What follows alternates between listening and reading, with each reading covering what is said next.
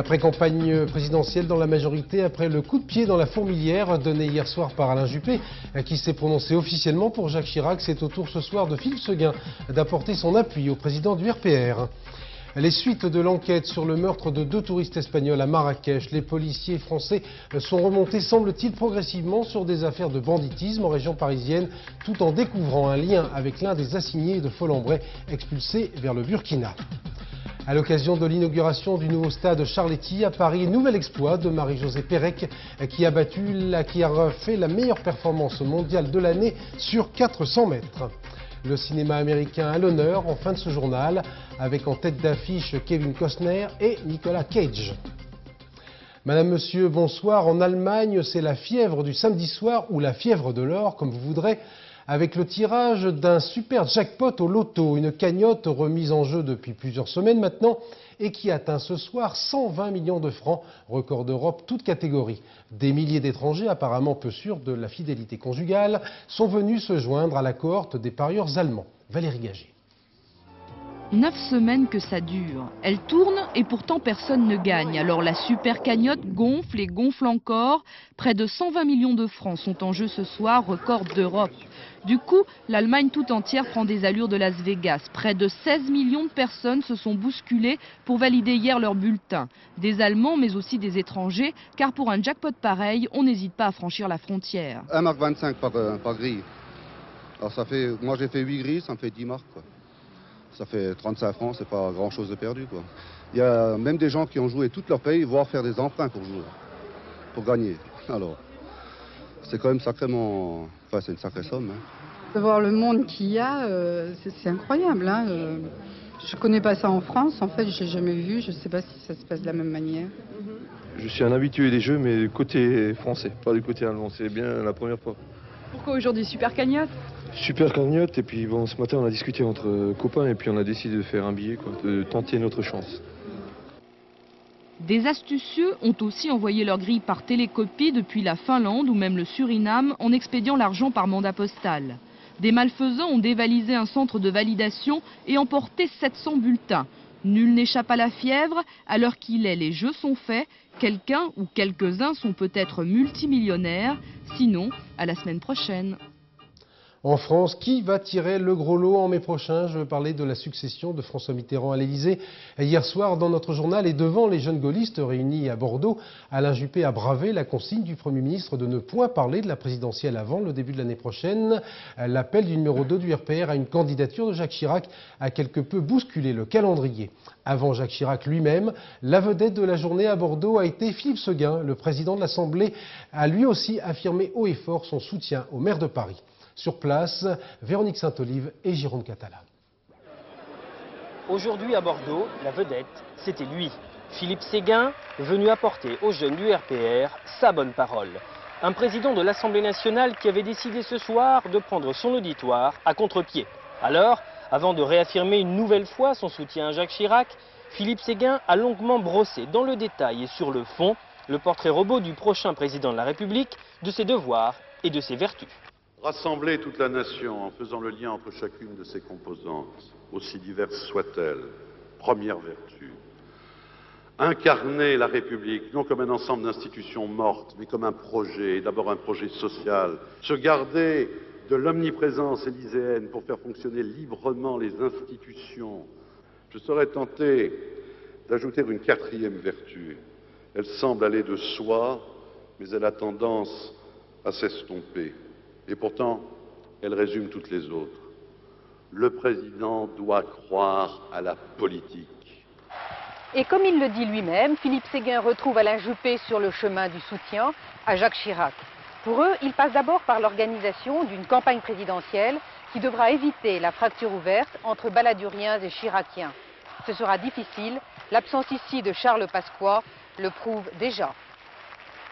Et puis au-delà de l'élection présidentielle, il s'agit de préserver l'existence même du RPR. Faut-il ou non l'engager dès maintenant, en grande pompe, derrière Jacques Chirac? La question est aujourd'hui officiellement posée et d'importance. Car si d'aventure Édouard Balladur est élu demain à l'Élysée, il ne pourra pas sans doute oublier que le RPR fut le parti de son principal adversaire. Les déclarations d'Alain Juppé hier soir ont déjà provoqué quelques réactions négatives dans le camp baladurien. Gérard Longuet, président du Parti républicain, mais également ministre, a estimé que les propos de son collègue n'étaient pas franchement utiles. D'une manière générale, les dirigeants du Parti républicain, réunis eux aussi en université d'été à Carcans-Maubuisson, estiment qu'il est urgent d'attendre et prônent la réserve et la prudence. Sur place pour France 2, Jean-Baptiste Prédaly et Jacques Girard. Au Parti républicain, il flotte ces temps-ci comme un air de décontraction. Les choses sont plutôt claires ici. Pour la présidentielle, on a déjà opté pour une candidature unique de la majorité, même si tout le monde à l'UDF n'est pas tout à fait d'accord. Pourtant, il faut bien s'occuper jusqu'à la campagne électorale. Alors devant les militants, les ministres PR se posent en garant de l'union. Mesdames et messieurs, comme ailleurs, il y a des snipers dans la majorité. Et je souhaite pour ma part qu'on les mette hors d'état de nuire.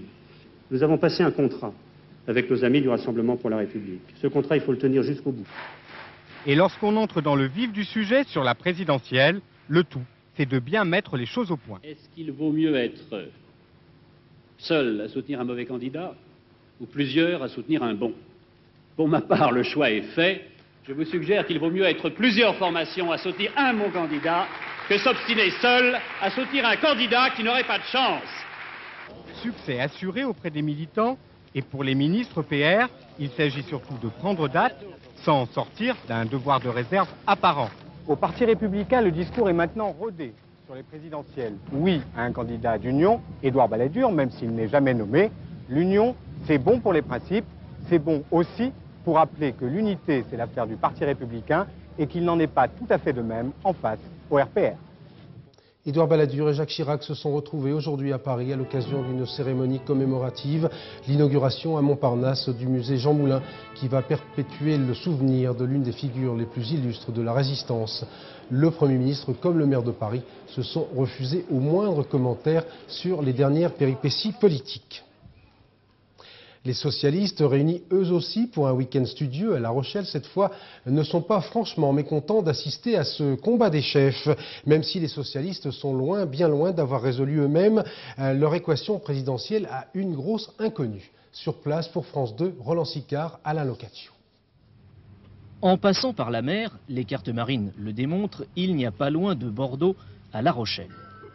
Alors, à l'université du PS, les échos de l'université du RPR, où s'est affirmée la rivalité Chirac-Balladur, ont été reçus 5 sur 5. Et les socialistes, experts en matière de division, dégustent chaque nouvelle avec gourmandise. Là où ils sont en train de se diviser, il faut nous rassembler. Là où ils sont en train de parler d'eux-mêmes, nous, il faut qu'on parle aux Français, des Français. Et puis là où ils n'ont pas de proposition vraiment sérieuse à faire de réforme à long terme, il faut que nous, on en fasse. Et donc j'apprécie beaucoup l'université qui se passe là-bas.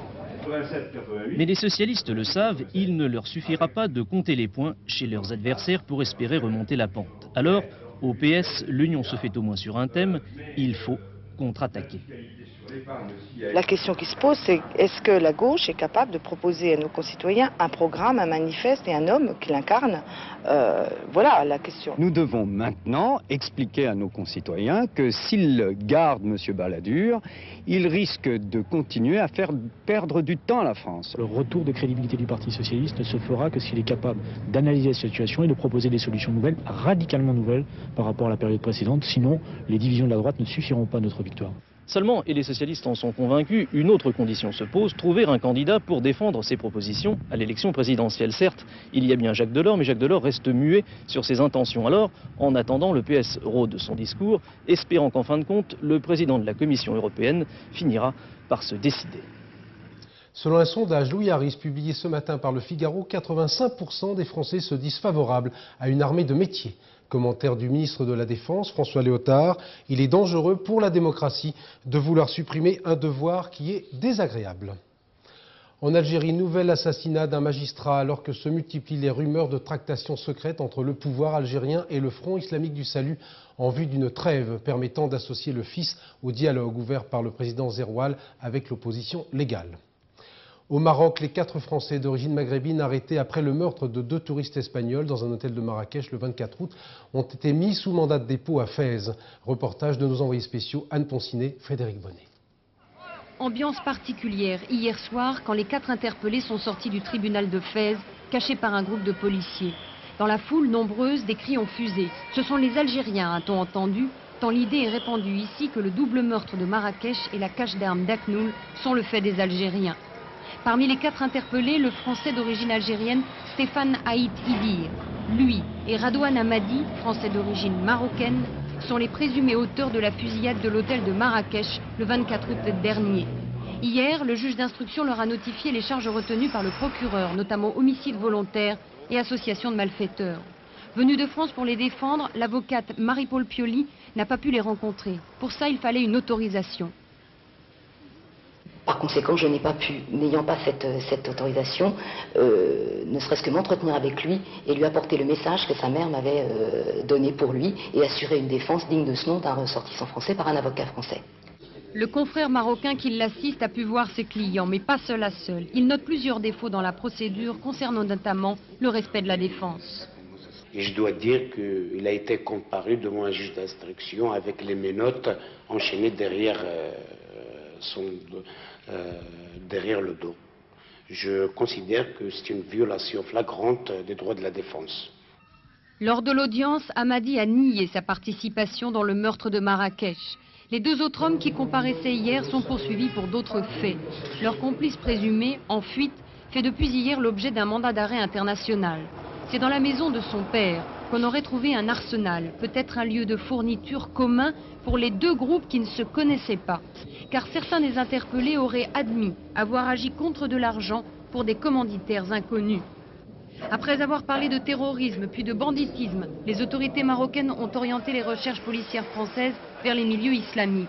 Des pièces et documents corroborant cette thèse auraient été trouvés en France, dans l'entourage de Haït Idir. Autre élément, ce lien établi avec l'affaire de Folembray. Les recherches se recentrent donc sur cette piste. Mais hier, à Fès, le juge d'instruction n'a apparemment pas évoqué cette question avec les interpellés. Précisément en marge de cet attentat meurtrier de Marrakech, 4 nouvelles personnes ont été interpellées en France, dont 2 seraient, dit-on, proches de l'un des expulsés de Folembray, Mohamedi Chella, trésorier de l'association qui gère la mosquée d'Avignon, mais qui se déclare tout à fait étranger au fils. Le point de cette ténébreuse affaire avec Patrice Velay et Pascal Doucet-Bon. Les 4 interpellations d'Avignon et d'Orléans s'ajoutent aux 27 des 2 derniers jours. À Avignon, les policiers entendent en ce moment 2 membres de la famille de Mohamedi Chella, marocain trésorier de la mosquée de la Croix des Oiseaux. Et Mohamedi Chella n'est autre que l'un des expulsés de Folembray, aujourd'hui au Burkina Faso. Les 2 affaires se sont donc télescopées aujourd'hui. Depuis Ouagadougou, Mohamedi Chella nie farouchement tout lien de sa famille avec l'attentat de Marrakech et même tout contact avec le Front islamique du salut. Les policiers français, sur les indications de leurs collègues marocains, cherchent à savoir si les auteurs présumés de l'attentat de Marrakech agissaient en tant que terroristes ou en tant que malfaiteurs. La thèse du réseau islamiste organisé en France semble se préciser, mais on est encore loin du temps des certitudes. Le golfe de Gascogne, à nouveau passablement agité avec une course-poursuite entre tonniers français et patrouilleurs espagnols, accompagnés de coups de semonce et suivi de procès-verbal. Reportage de Jacques Deveau au Centre régional de surveillance et de sauvetage Le Cros d'Etel dans le Morbihan. Le Grand Louis pêchait le thon dans la zone économique espagnole lorsque le Childreux, navire de surveillance ibérique, s'est présenté pour le contrôler. Le filayeur breton, malgré le tir d'un coup de semonce, a refusé d'obtempérer et a pris la fuite direction les eaux sous contrôle français, distantes de quelques milles.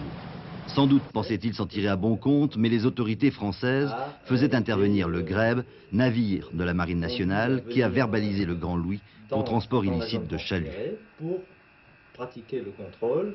La France est un État de droit, elle respecte le droit communautaire et il appartient à chaque État communautaire d'appliquer le droit et de le faire respecter dans ses eaux. Et en aucune façon, il y aurait une protection des pêcheurs français par les autorités françaises. Absolument pas.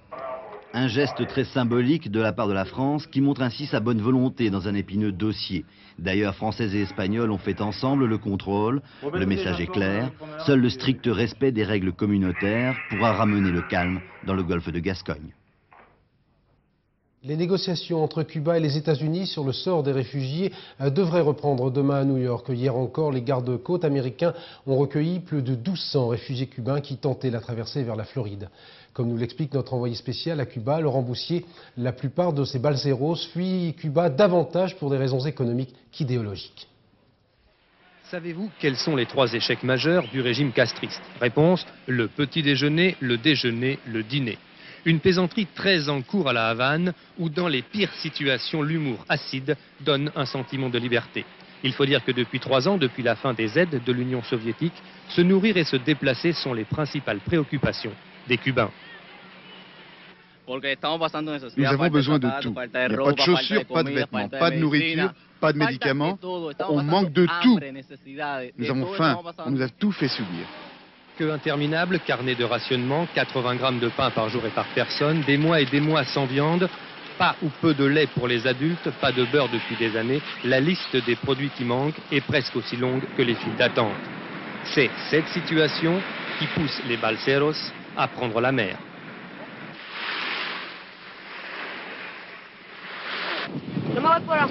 Je ne pars pas pour une question politique, mais je m'en vais à cause de la situation économique, parce qu'il n'y a rien à manger. On s'en va parce que c'est la seule option que nous donne ce système. Dans un pays où le danger politique se mesure à la longueur des files d'attente devant des magasins souvent vides, le régime de Fidel Castro est certainement affaibli. Mais son effondrement n'est pas pour demain, et c'est parce qu'il ne voit aucun changement, ni politique ni économique, se profiler à l'horizon, que les balseros prennent autant de risques pour quitter leur pays. Regain de tension dans l'ex-Yougoslavie où les incidents se multiplient sur le terrain. Tensions militaires mais aussi tensions politiques après l'annonce par le leader des Serbes de Bosnie, Radovan Karadzic, d'un prochain blocus des enclaves musulmanes de Bosnie jusqu'à ce que Belgrade lève les sanctions contre la République serbe autoproclamée. Reportage de nos envoyés spéciaux, Jérôme Bonny, Jean-François Hoffmann. Je pense que personne ne s'attendait à ce que la Yougoslavie nous impose des sanctions économiques. Nous aurions compris des sanctions politiques ou militaires, mais les sanctions économiques sont inhumaines et relèvent du génocide. Si le monde veut que nous aidions les musulmans, alors il doit forcer la Yougoslavie à lever les sanctions économiques contre ma République. Le sort des habitants de Sarajevo est dans une large mesure entre les mains de Karadzic. L'approvisionnement en eau, par exemple, dépend d'une pompe située dans un secteur contrôlé par les Serbes. Pour l'instant, l'eau arrive à peu près normalement. Paradoxalement, les ouvriers serbes qui assurent la maintenance de cette pompe doivent être protégés par les casques bleus contre des tireurs isolés bosniaques. La principale centrale électrique est elle aussi en secteur contrôlé par les Serbes. Le charbon manque pour cette centrale car les explosifs des mines de charbon sont réquisitionnés par l'armée. Ici, ce sont des électriciens bosniaques qui travaillent sous la protection des casques bleus. Si l'embargo de la Yougoslavie vers les Serbes de Bosnie n'est pas levé, menace Radovan Karadzic, aucun oiseau ne passera en territoire contrôlé par les musulmans. Et le président des Serbes de Bosnie joue ainsi sur l'ambiguïté, puisque justement, la capitale bosniaque attend un oiseau de paix jeudi prochain, l'avion qui amènera ici à Sarajevo le pape Jean-Paul II. Précisément alors que les Serbes de Bosnie multiplient les réserves sur l'absence de garantie pour la sécurité personnelle du pape, jeudi à Sarajevo, Radovan Karadzic s'est entretenu personnellement de ce problème avec le nonce apostolique. Jean-Paul II qui a annoncé aujourd'hui à Rome la prochaine ouverture de relations officielles entre le Saint-Siège et les représentants du peuple palestinien. En France, et plus précisément dans les Alpes-Maritimes, les gendarmes ont mis un terme à l'équipée sauvage de 4 pirates de la route qui, à bord de voitures volées, agressaient, volaient et violaient des femmes seules au volant. Reportage Yannick Aroussi. Toujours le même type de véhicule volé, une Ford blanche. Toujours le même genre de route, de préférence en rase campagne dans l'arrière-pays cannois. Toujours le même type de cible, des femmes seules dans leur voiture. Toujours la même façon d'opérer la nuit en provoquant un accident de la circulation. Au total, 5 femmes ont été victimes des pirates de la route entre le 24 et le 30 août. Pour 2 des victimes, il y a eu 2 viols, il y a eu des viols collectifs. Et pour l'une d'entre elles, il y a eu une tentative de viol. Ils l'ont abandonné parce que la victime a réussi à s'échapper, à sauter dans un ravin avant d'être violée. Il y a 2 femmes également qui ont pu s'enfuir. Voilà, c'est ça. 2 femmes ont réussi à forcer un petit peu, je dirais, le dispositif des malfaiteurs et à réussir à s'enfuir grâce à leur courage et à leur sang-froid.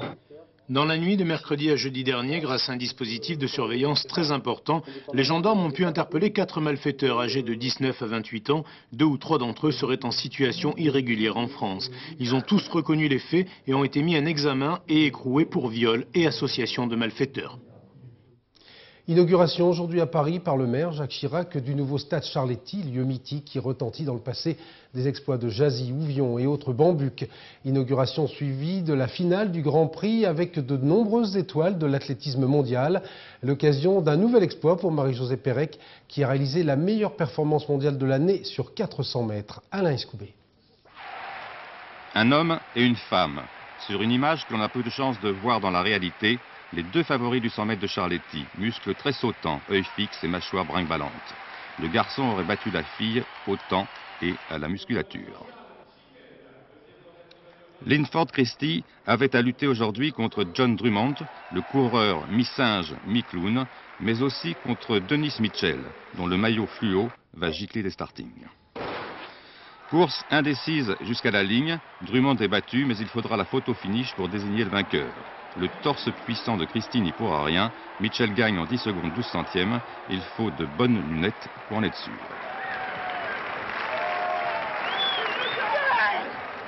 Elle, c'est la plus belle.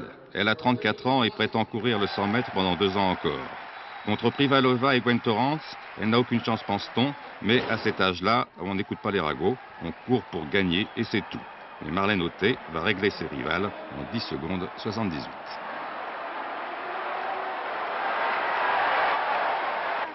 Ce qui n'empêche pas l'amitié. Les déceptions du jour, les sauteurs, avec notamment Sotomayor qui va gagner le concours avec 2,33 m seulement, lui qui avait promis 2,45 m. Pendant ce temps, Bubka, à la perche, ne franchira que 5,90 m. Le nez et les yeux d'une gazelle. Marie-Josée Pérec termine la saison en beauté en 49,77, meilleur temps mondial de l'année. Elle empoche, comme tous les vainqueurs du jour, 160 000 francs. Merci, Charletti. Sport toujours avec l'exploit aux échecs du grand maître indien Viswanathan Anand qui a réussi à terrasser l'ordinateur qui avait humilié Garry Kasparov, champion du monde en titre. Et maintenant des images impressionnantes de monstres pétaradants baptisés dragsters. Pour la première fois, la France accueille le championnat d'Europe de cette spécialité. Cela se passe à Dieppe, sur l'aérodrome. Reportage Vincent de Guyenne et Clément Segel. Les images les plus répandues du dragster, ce sont celles de ces voitures d'origine américaine, plutôt monstrueuses. Pourtant en France, seuls les dragsters motos sont reconnus et donnent lieu à des compétitions officielles. Principe, 2 motos, japonaises ou Harley, disons légèrement bricolées. Une piste droite de 200 mètres, on chauffe les pneus et c'est un duel où tout se joue au démarrage, à fond la gomme. Accélération stupéfiante, l'arrivée s'effectue à plus de 200 km/h, il y a donc quelques difficultés. Tenir la machine droite, parce que c'est des engins qui sont faits pour aller tout droit et qui ne veulent pas aller droit. C'est le problème. Eh oui, et voilà, ils sont têtus. Quand on fait un bon départ, on fait à peu près 70 mètres sans pouvoir analyser. Les motos ont été métamorphosées, des monstres. Environ 200 kg, des moteurs gonflés à plus de 1400 cm3, des heures de mécanique pour les coureurs. Les motivations sont différentes. Ce marchand de camions parisien veut avant tout se faire plaisir, même au prix de quelques sacrifices. Ça coûte le 13e mois, puis pas mal de budget, un petit peu, mais enfin pas beaucoup, mais il n'y a pas de sponsor, donc on se débrouille avec les moyens du bord. Cet Hollandais, par contre, vient représenter l'usine Harley-Davidson. C'est bon pour l'image, dit-il. La fièvre du dragster va-t-elle gagner les Français? La moto est bien partie avec cette finale des championnats d'Europe à Dieppe. Pour les 4 roues, la Fédération des sports automobiles pourrait reconnaître le dragster l'année prochaine. Nul doute alors que ce sport prendra un départ sur les chapeaux de roue. C'est sans doute l'un des couples les plus célèbres du cinéma américain, le shérif Wyatt Earp et son acolyte Doc Holliday. Ces deux gâchettes qui se sont illustrées dans le célèbre règlement de compte à Hockey Corral, elles sont à l'affiche d'un nouveau western. Reportage Pascal Deschamps à Lincin. Bien sûr, il y en a eu des Wyatt Earp célèbres au cinéma, mais aucun n'a donné son nom au film, car pour la première fois, c'est sa vie que l'on raconte. Et comme toutes les légendes, sans doute celle-ci avait-elle un peu enjolivé le portrait. C'est son intransigeance qui fit de Wyatt Earp un héros, mais une intransigeance qui mena beaucoup d'hommes à la mort, des hommes auxquels Wyatt Earp ne laissait jamais la chance d'un procès.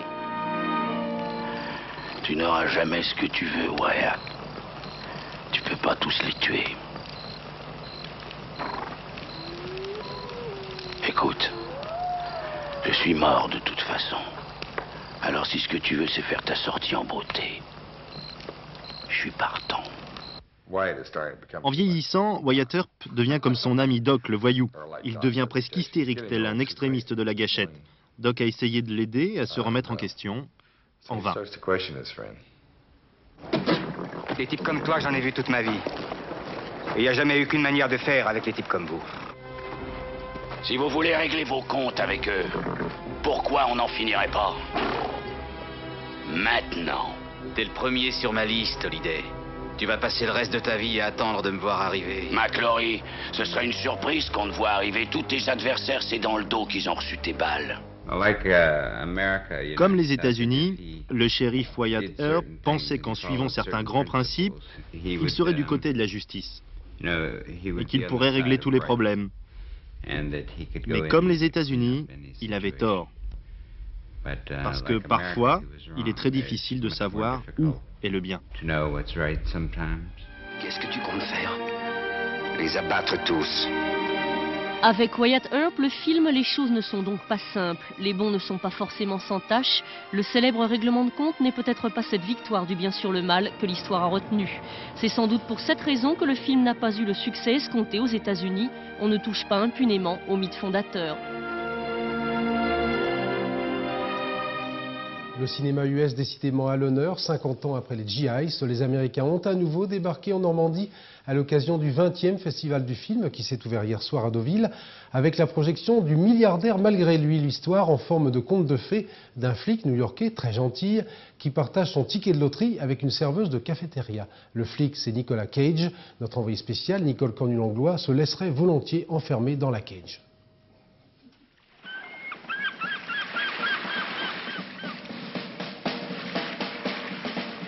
Entre Deauville et l'Amérique, c'est une longue complicité. Près d'ici, il y a 50 ans, des héros débarquaient. Depuis 20 ans, ce sont les stars qui viennent au rendez-vous de septembre. Et ça continue. Depuis ce matin, Danny DeVito lance son opération Shakespeare. Tom Hanks, alias Forrest Gump, arrive à toute allure. Et Nicolas Cage, dans la ville des jeux, vient présenter Milliardaire malgré lui. I'll live. Lottery ticket? If this ticket wins, I'll come back tomorrow and split the proceeds. And if it doesn't, I'll still come back and leave you a tip. What do you think? Avec ce policier bien sage, on est loin des héros sauvages et tourmentés que Nicolas Cage a l'habitude d'interpréter. Cela pourrait-il vous arriver de gagner ainsi à la loterie? Êtes-vous joueur? Non. Non. Vous pourriez dire que je joue avec mon travail. Je joue le matin à prendre des risques sur ce que je vais faire dans la journée. Et quand je joue, je m'investis à fond.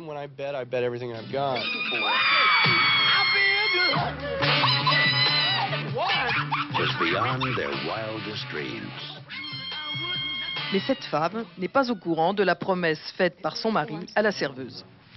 Ce qui est formidable dans ce film, c'est que ce n'est pas tellement un conte de fées, parce que c'est tiré d'une histoire vraie. Un vrai policier a vraiment partagé son gain avec une serveuse à New York. Et que feriez-vous dans un cas pareil? Vous partageriez? Personne ne peut savoir ce qu'il ferait tant que ça ne lui est pas arrivé. C'est une situation très délicate. Même le policier dans le film a dû y penser longuement avant de se décider. Je vous donne un ticket de loterie. Si vous gagnez, on partage. D'accord? Eh oui, la réalité n'est pas toujours à la hauteur de la fiction.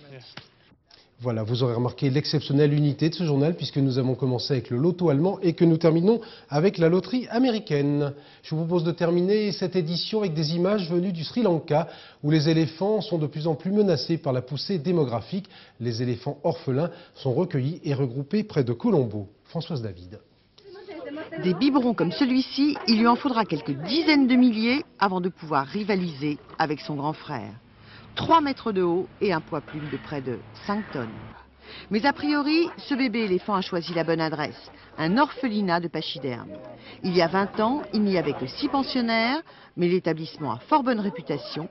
Ils sont maintenant près de 60 à l'abri des trafiquants d'ivoire. Ici, il y a le gîte, le couvert, 250 kg d'herbe et de branchages divers pour chaque animal adulte, et la plage, la rivière, à 2 pas. Une petite douche par les temps de grosse chaleur, c'est quand même bien agréable.